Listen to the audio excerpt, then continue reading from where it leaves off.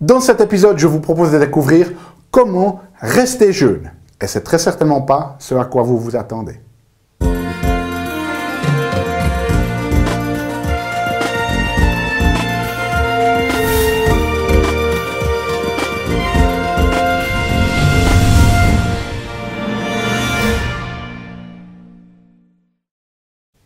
Parce que la vie est bien trop magique pour être petite et que nous avons tous besoin d'une prescription pour grandir en conscience et faire que nos rêves dévorent notre vie. Bonjour, je suis le Dr Yannick Pauly. Bienvenue à un nouvel épisode d'une grande vie. Et vous le savez, dans ces épisodes, chaque semaine, je vous propose des stratégies pratiques pour grandir en conscience, qu'elles soient d'ordre physique, émotionnel, psychologique ou spirituel, parce que c'est cette conscience qui est au cœur d'une vie pleinement vécue et de notre évolution en tant qu'être humain.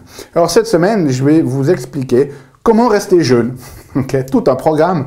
Je ne vais pas entrer dans ce qu'on pourrait s'attendre d'entendre. On ne va pas parler aujourd'hui de l'importance de la nutrition ou de l'importance du sport ou des réductions caloriques, etc., etc. Je vais vous présenter une version ou un concept, en principe, un peu différent. Et avant cela, j'aimerais juste vous parler d'une conversation que j'ai eue en fait il y a quelques semaines qui a inspiré en fait le thème de cette vidéo. Et c'est une conversation que j'avais lors d'un bilan avec un patient. Et on est parti sur le thème de savoir finalement où il en était un petit peu dans sa vie, parce que quelqu'un qui accumule des tensions de manière un petit peu chronique comme ça, et c'est une personne qui a qui arrive sur ses 56 ans, et dans la conversation, eh bien, il m'a sorti que finalement c'est quelqu'un qui avait pas simplement grimpé les échelons de son entreprise, et puis qui depuis quelques années stagne comme ça un petit peu, et il me dit de toute façon, voilà, il me reste encore, si je peux prendre ma retraite anticipée, il me reste encore 8 ans à tirer. C'est les mots qu'il a utilisés. Il me reste 8 ans à tirer. Un petit peu comme s'il avait été mis en prison, là, et qu'il ne va pouvoir en sortir que dans 8 ans. Et j'ai posé la question, et j'ai dit, finalement, mais et puis ensuite, qu'est-ce que vous allez faire? Et là, long silence. Finalement, aucun hobby, aucune bonne raison d'attendre la retraite, en fait. C'est-à-dire qu'il est dans un job où il s'ennuie, où il ne progresse plus, il n'évolue plus, et en même temps, il attend de sortir de ce job-là pour arriver à la retraite, et il n'a même pas, en fait, quelque chose qui l'attend à la retraite. C'est-à-dire qu'il n'a pas d'hobby, il n'a pas vraiment d'autres passions, il n'a jamais fait vraiment autre chose qu'en dehors de son job. Donc, il attend un truc, et finalement, au moment où il arrivera à ce truc, il ne sait même pas vraiment ce qu'il va en faire. Et ça, c'est très, très préoccupant pour moi, parce que, en tant que clinicien, j'ai vu beaucoup de ces patients-là. S'ils n'ont pas de raison d'arriver à la retraite, bien, très souvent, ce qui se passe, c'est qu'ils tombent malades, ils font un infarctus, voire même certains décèdent très rapidement, en l'espace de 6 mois, 1 année, parce que finalement, ils n'ont plus de raison d'être. Donc, la notion ici, de rester jeune, ça a à voir avec notre futur. Et comme le dit l'un de mes mentors, c'est « on reste jeune au degré que nos ambitions sont supérieures à nos mémoires ». Alors, qu'est-ce que ça veut dire? Ben, dans ce contexte-là, il faut déjà qu'on définisse le mot ambition. Le mot ambition, c'est pas arriver à tout prix à un résultat.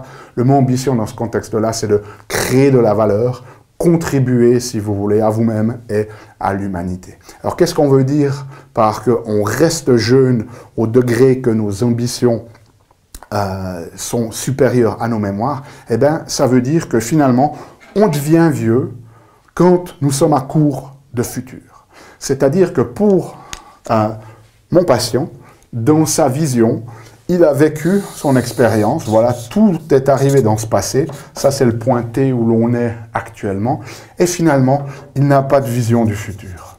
Son futur est très court, il ne sait vraiment plus ce qu'il va faire de la vie, au-delà de ces 8 ans qu'il a encore à tirer, si vous voulez, sur son lieu de travail, ben il ne sait pas ce qu'il va faire. Donc, il n'a plus de vision du futur. Et si vous voulez rester jeune, eh bien, il faut que votre futur soit plus grand que votre passé. Alors vous allez me dire, oui, mais Dr Pauly, j'ai 60 ans, si j'ai un futur qui est plus grand que mon passé, eh bien, ça veut dire que je dois arriver au moins à 130 ans. Okay. Et là, ce que je vais vous dire, c'est que biologiquement, on ne sait pas si vous allez y arriver, quoique avec l'abondance qui est en train de se créer et les nouvelles technologies qui sont en train de se développer de manière exponentielle, certains spécialistes pensent que l'on va pouvoir allonger l'espérance de vie de 30 à 40 ans. Mais la notion ici, c'est que ce n'est pas au point de vue biologique que l'on parle, c'est au point de vue de votre perspective, de la vision que vous avez de votre futur. Donc la question pour moi ici, c'est si vous voulez rester jeune, quelle est la taille de votre futur? Okay? Et là, on va faire un exercice pratique qui se base sur deux choses. La première, c'est de vous dire, voilà, qu'est-ce que vous envisionnez pour vous, qu'est-ce que vous imaginez pour vous sur les 25 prochaines années? Si je prends mon cas personnel, j'ai commencé dans ce monde de prendre soin des gens au niveau clinique, ma formation et ce développement personnel et professionnel, il y a environ 25 ans. Et donc, j'ai fini un cycle ici, j'ai un certain âge, et j'imagine, en fait, que j'ai au moins, dans mon existence, encore 3 cycles de 25 ans où je vais pouvoir contribuer ce que j'ai envie de contribuer. Donc la notion ici, c'est de se dire, voilà, quel est votre futur? Allongez votre futur. Donnez-vous sur les 25 prochaines années. Combien de cycles de 25 ans avez-vous encore à donner? Et ça, ne vous limitez pas à l'aspect biologique des choses. La question de savoir si j'aurai encore devant moi 3 cycles de 25 ans, c'est-à-dire 75 ans, peu importe si j'y arrive ou pas. C'est pas là la raison, mais c'est la notion que j'ai encore énormément de choses que j'ai envie de faire. C'est-à-dire que je suis excité par le futur. Là, j'ai déjà fait un cycle de 25 ans et j'ai l'impression que je viens juste de commencer. Et quand j'arriverai au cycle de 25 ans futur, si j'y arrive, mais le plus vous structurez votre esprit, le plus vous augmentez la probabilité que ça se passe, eh bien, c'est comme si je serais encore au début de ce que j'ai envie de contribuer et que les cycles suivants seront encore plus intéressants, encore plus enthousiasmants. Okay? La deuxième notion que l'on a dedans, au-delà de cette notion d'allonger de votre futur, de combien de cycles de 25 ans vous allez avoir, eh bien, c'est aussi un petit peu la notion de quelle est la limite de l'âge que vous mettez. C'est très intéressant parce que lorsqu'on discute de ça avec les gens, eh bien, on a tous un chiffre. Quel est votre chiffre à vous? Quel est le chiffre que vous imaginez? À quel âge vous pensez aller mourir? Et ce qui est très intéressant lorsqu'on discute de ça avec les gens, il y a des gens qui vont dire « Ah ben moi je vais mourir à 85 ans ». Ils ont ce chiffre-là. Et lorsque je leur pose la question, je leur dis « Mais à 84 ans, comment est-ce que vous êtes ?» Et la plupart du temps, ben, les gens ils ne se voient pas malades. Hein, ils ne se voient pas malades comme ça, de venir décrépiter comme ça pour qu'ils meurent à 85 ans. Parce qu'on dit « Et puis à 83 ou 84 ans, comment est-ce que tu es ?» Ah ben, j'ai encore la forme. Donc, si la notion est dans votre tête, vous allez mourir à 85 ans, mais qu'à 83 ou 84, vous avez encore la forme, pourquoi est-ce que vous ne pourriez pas vivre encore 10 ans de plus? Et tout d'un coup, là, les gens sont « Oh, ouais !» Et ça nous change cette perception de l'âge à laquelle on va mourir. Donc, l'idée ici, c'est de vous dire « Ok, quel est l'âge que vous avez dans votre tête? Et finalement, comment est-ce que vous pensez être 6 mois avant? Et si la notion est que vous n'allez pas être malade au fond d'un lit d'un hôpital, mais que vous avez encore la pêche, pourquoi est-ce que vous ne pouvez pas étendre ce chiffre encore 10 ans, voire même encore 25 ans? Okay? Donc l'exercice ici que je veux vous proposer, c'est si vous voulez rester jeune, augmentez votre futur. Donnez-vous 25 ans, en fonction de l'âge que vous avez, voire même 2 cycles de 25 ans, voire même 3 cycles de 25 ans, voire même 4 cycles de 25 ans. Et pour chaque période de 25 ans, définissez 2 à 3 objectifs. Alors je mets objectif entre guillemets pour dire qu'est-ce que vous avez envie de créer dans 25 ans? Où en sera votre vie? Qu'est-ce que vous aurez contribué à l'humanité? Quel genre de personne êtes-vous dans 25 ans? Considérez une notion d'être, considérez une notion de faire, mais ayez cette notion surtout de contribution. Donc, l'exercice ici, pour allonger, souvenez-vous, les gens deviennent vieux quand ils sont à court de futur, donc redonnons du futur, allongeons notre vision du futur. Si vous voulez rester jeune, assurez-vous que vous ayez plus d'ambition future que de mémoire passée.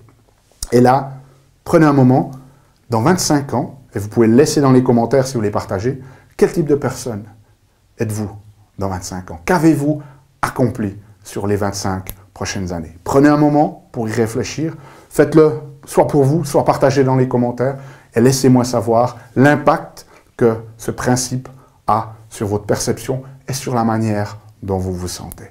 Moi, depuis que je fais cet exercice régulièrement, cette notion des 25 ans, de ces cycles comme ça, c'est quelque chose qui a été une véritable révélation. Si vous me suivez régulièrement, vous voyez que j'en parle régulièrement, donc c'est quelque chose qui est devenu très très important pour moi. Faites cet exercice, laissez-moi savoir comment ça se passe pour vous. Souvenez-vous que vous avez toujours la transcription disponible sur notre site unegrandevie.com. Nous, on se retrouve la semaine prochaine pour un nouvel épisode. D'ici là, souvenez-vous, aimez la vie, émerveillez-vous et surtout contribuez chaque jour un petit peu plus.